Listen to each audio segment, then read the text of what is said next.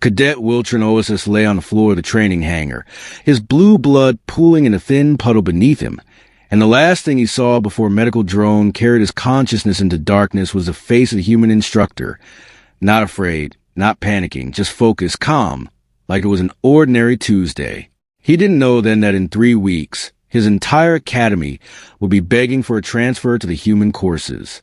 Not because it was safe there, but because it was the only place that actually taught you how to survive.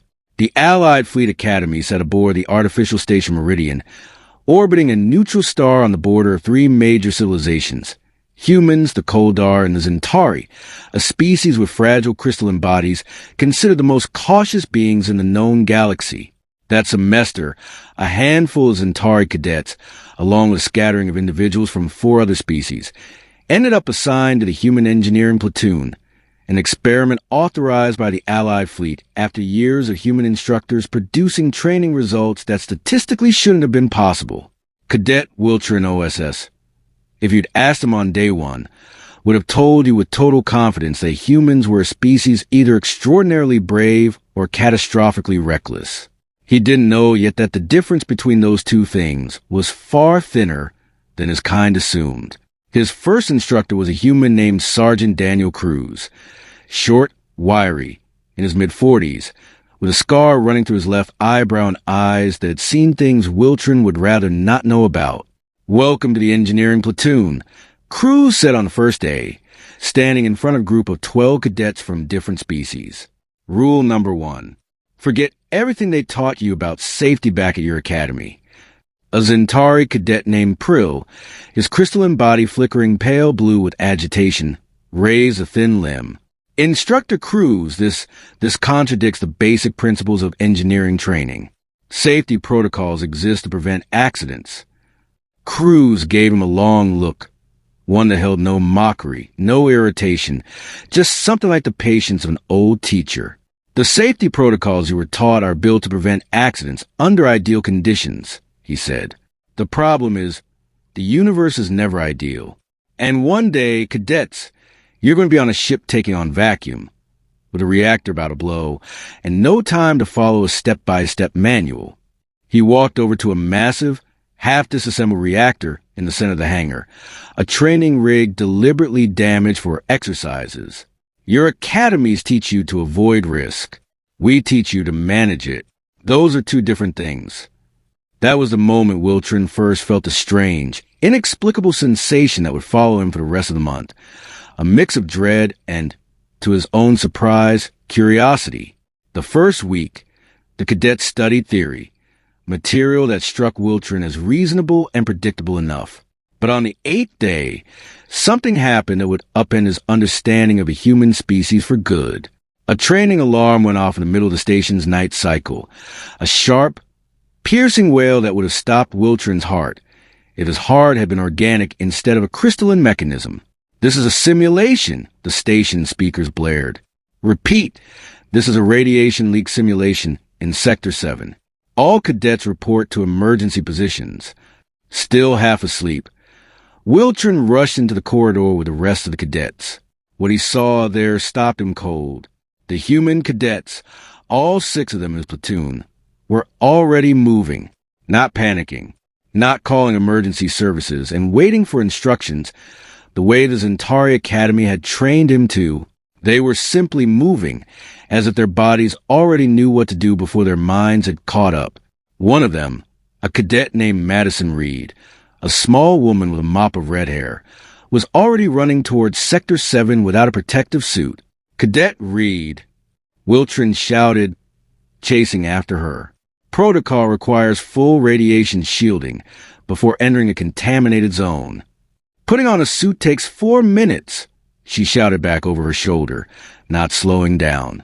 "We've got 90 seconds before the leak reaches the critical zone with the fuel cells. But the radiation, simulated radiation," she cut him off, bursting through the door of Sector 7. "The real danger is the fuel cells blowing. Get your priorities straight, Prill." Wiltren, Prill, his actual name, which the humans rarely used, preferring shortened versions of everything, felt his crystalline structure vibrate what his species would have called panic. Inside Sector 7, Madison was already working the emergency valve, her hands moving with a confidence that couldn't be learned from a manual, only from experience. From muscle memory forged through a dozen situations just like this one. "Help me here," she shouted at Prill. "Hold this lever while I reroute the flow." Trembling all over, Prill stepped forward and grabbed the lever, feeling the heat off the emergency valve burn through his crystalline shell even to the protective gloves. This is against protocol," he yelled. "We're supposed to wait for the decontamination team. By the time the decontamination team gets here," Madison said, her voice tight but controlled, "the fuel cells will already have blown and the whole station will be gone. Sometimes, Prill, the only option is act yourself, because waiting for the right procedure means waiting too long." 43 seconds later, 17 seconds faster than any textbook estimate, the leak was sealed. The simulation ended. The speakers announced a successful drill. But Prill just stood there, shaking, staring at the valve they just closed, trying to process what he'd just seen. "How did you know what to do?" he finally asked. "You didn't follow a single one of the procedures we were taught." Madison wiped the sweat off her forehead with the back of her hand and gave a tired smile. "Because procedures teach you what to do when everything goes according to plan," she said. "And real life almost never goes according to plan." That night, unable to sleep, Prill wandered down to the station study library, where he unexpectedly found Sergeant Cruz alone, studying a damaged reactor console. "Can't sleep, Cadet?" Cruz asked without looking up. "Instructor Cruz," Prill said carefully, "may I ask you something?" "Go ahead." "Why do humans so often ignore safety protocols? It seems illogical. Aren't protocols supposed to exist precisely to prevent death?" Cruz finally looked up, and there was something tired and warm in his eyes at the same time. The look of a man who had explained the same thing too many times and still found meaning in doing it. "Sit down," he said. Prill sat on the bench beside him, his crystalline structure humming quietly with tense anticipation. "Let me tell you something about human history," Cruz began. "We're a species that survived not by following the rules. We survived because we learned when to break them. Thousands of years ago, our ancestors built ships out of wood and canvas and sailed into open ocean, with no idea what was over the horizon. No safety protocol would have recommended that. Logic said stay on land where it's safe. We sailed anyway."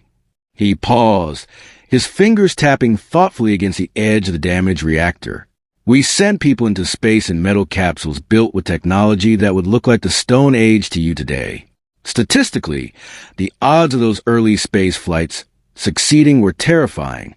Any rational safety protocol would have said, wait, develop safer technology first. Don't take the risk." "But you flew anyway," Prill said quietly, starting to understand. "We flew anyway," Cruz confirmed. "See, Prill, the safety protocols of your species and most other species in this galaxy exist for one core purpose: minimize risk at any cost. That's a reasonable philosophy for a species that puts individual survival above everything else." He turned, looking directly at the crystalline cadet. "But humanity never thought that way. We've always understood that sometimes the cost of doing nothing is higher than the cost of the risk. That sometimes the only way to save a life is to put your own on the line. Our safety protocols don't teach us to avoid danger. They teach us to manage it quickly and with full awareness of the consequences. That's not recklessness. Cadet, that's calculated risk, refined over thousands of years of experience." Prill was quiet for a long time, turning this over. "But doesn't that lead to more deaths?" he finally asked. Cruz smiled a little sadly. "Yes," he said simply, "it does. We lose people that a more cautious culture might have saved. But we also save lives that a more cautious culture would have lost, because it waited too long, following protocol, right up until disaster became unstoppable." He stood, looking out at the stars through the station window. "Humanity was never a perfect species, Prill. We make mistakes. We lose people we shouldn't lose. But when a real catastrophe hits, When the protocols run out and time is running out, humans don't freeze waiting for instructions. We act, and sometimes that willingness to act, despite the risk, is what saves everyone else. The lesson Prill learned that night was put to the test 3 weeks later, in an event that would go on to become legend in the history of the Allied Fleet Academy. Meridian Station was attacked, not by a military fleet, but by something far more insidious. A swarm of autonomous parasite drones, an ancient weapon from a forgotten war, accidentally activated during a routine reconnaissance mission nearby, breached the station's outer shields and began spreading through the engineering sections, consuming power systems and converting them into copies of itself. The alarm went off at 3 a.m, station time. By the time command fully grasped the scale of the threat, the parasite drones had already seized a third of the station's power grid, and the main reactor, the sole energy source keeping nearly 4,000 souls alive aboard, was in critical danger. All cadets, immediate evacuation to escape pods. The station commands ordered thunder across every channel. Jolted awake by the siren, Prill scrambled out of bed and bolted for the designated evacuation zone, his crystalline body shaking with panic. But when he reached the corridor, something stopped him cold. The human cadets, all 6 of them, were moving in the opposite direction, toward the reactor, not away from it. "Where are you going?" he shouted, catching up to Madison, who was fastening an emergency repair suit as she ran. "The order says evacuate immediately." That order came from a command that doesn't understand what's happening inside the reactor section right now, she answered without slowing down. "If those parasite drones reach the reactor core, they'll get access to enough power to multiply exponentially. 20 minutes and the whole station's overrun. 40 and the reactor blows, and 4,000 people die with the station. Then we have to warn command. Send in a specialist military team." Sergeant Cruz, running alongside the others, turned to an expression Prill would never forget. Not anger, not mockery, but something like sorrowful understanding. "The nearest specialist unit is 45 minutes out," he said. "We don't have 45 minutes, Prill. We've got 20, maybe. Then what are you going to do?" Madison stopped for a second, looking at him with an expression that was almost gentle, despite the horror of everything unfolding around them. "What we're best at," she said, "improvising." Prill watched as the 6 human cadets, along with Cruz, charged toward the reactor's engineering bay, straight into a zone crawling with parasite drones, with no specialized equipment, no backup, no full understanding of what they were about to face. He should have run the other way.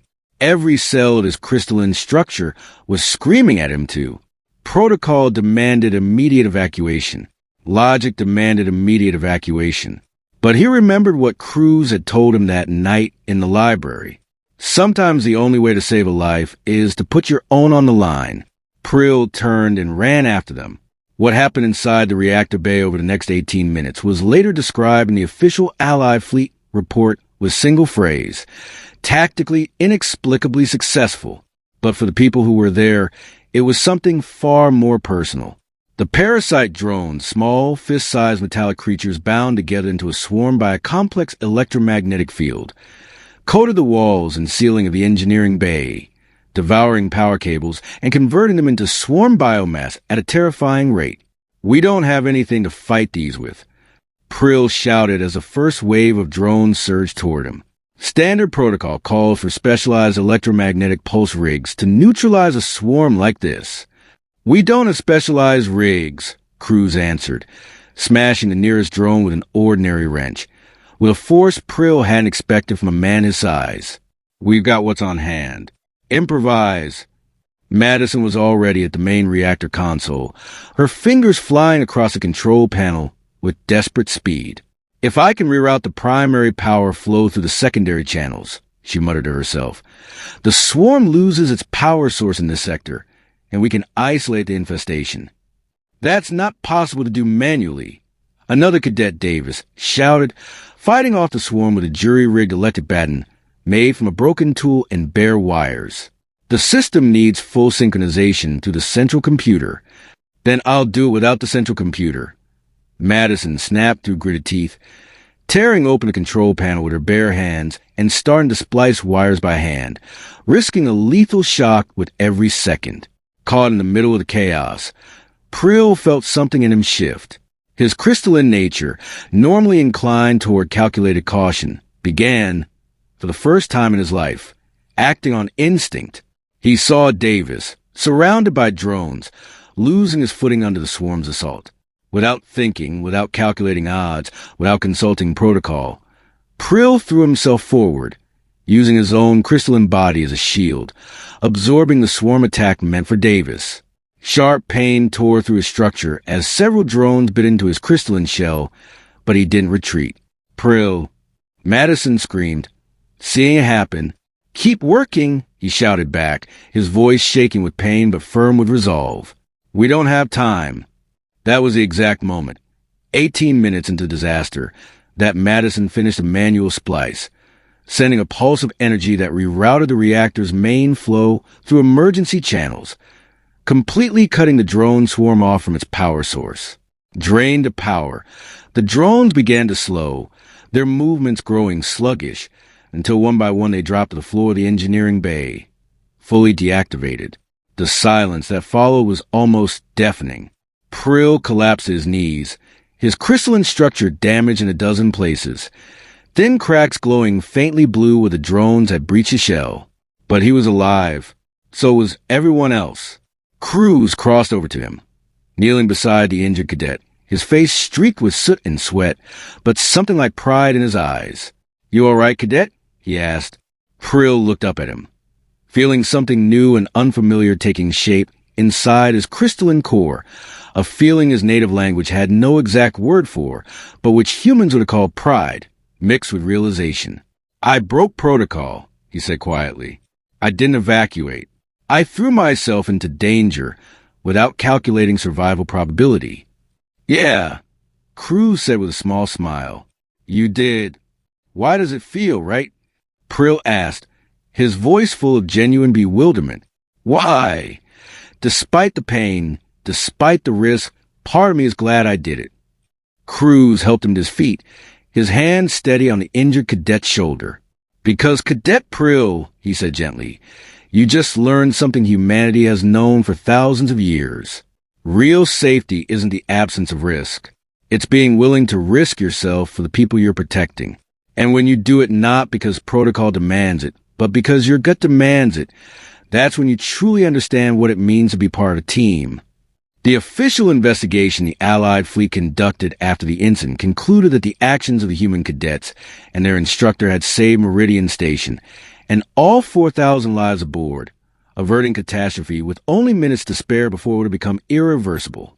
The report also noted, with the evident bewilderment of the bureaucrats who wrote it, that not a single action taken had matched any existing safety protocol of any known civilization.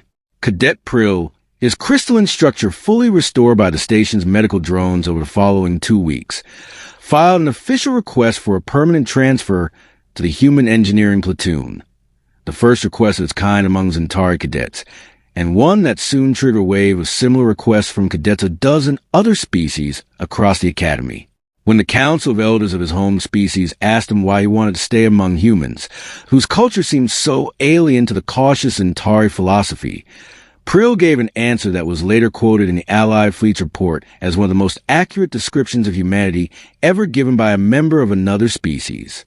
"You're asking me why humans ignore safety protocols," he told the council of elders over the holographic link. "But that's the wrong question. Humans don't ignore safety. They redefine what safety means. For most species in this galaxy, safety means avoiding risk at any cost, even if it means losing people we could have saved. For humans, safety means something far deeper, a willingness to risk themselves so that no one around them is left defenseless." He paused, remembering the warmth of Cruz's hand on his shoulder, the resolve in Madison's eyes, the willingness of every human in that engineering bay to sacrifice themselves for a crystalline stranger who didn't even belong to their species. "They call it calculated risk, but I saw something bigger that day. I saw a species that understands a truth most of us are too afraid to admit. Real safety never comes from avoiding danger. It comes from knowing that someone beside you is willing to stand between you and disaster, even at the cost of their own life. He looked straight into the camera, his crystalline structure glowing with a steady, calm light for the first time in the entire conversation. And if that makes humanity reckless in your eyes, then maybe recklessness is exactly what the rest of this galaxy needs to learn. The Council of Elders said nothing for a long time after that. Far away, aboard Meridian Station, in an engineering hangar lit by the soft glow of emergency lamps, Sergeant Daniel Cruz stood in front of a new group of cadets, representatives of 3 more species, just arrived for training, and said the same words he had said to every new class of cadets throughout his entire career. "Welcome to the engineering platoon," he said. "Rule number 1.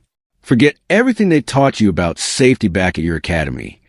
And somewhere in the back of the room, among the new faces full of doubt and curiosity, Cadet Prill, no longer a student, but a junior instructor now, stood beside Cruz, ready to pass on to the next generation of cadets the lesson that had permanently changed his understanding of what it truly means to be strong. Not the absence of fear, but the willingness to act in spite of it for the people standing beside you. If this story hit you somewhere, hit subscribe on HFY Frontier TV. We bring you more stories about humanity's unbreakable spirit across the galaxy. And